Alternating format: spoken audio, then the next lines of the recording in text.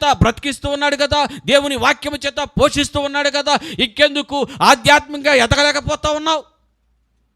ఇంకెందుకు పరిశుద్ధంగా జీవించలేకపోతా ఉన్నావు? దేవుని కొరకు ఎందుకు నమ్మకమైనటువంటి సాక్షిగా బ్రతకలేకపోతా ఉన్నావు? దేవుడు ఎదురు చూస్తూ ఉన్నాడు.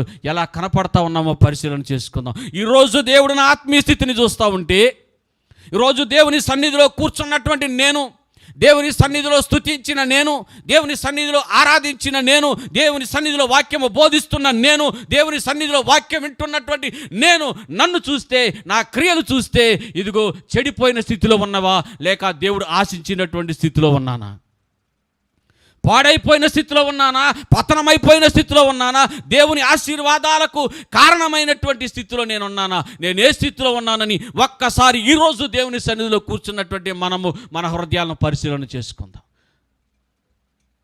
ఎంతకాలం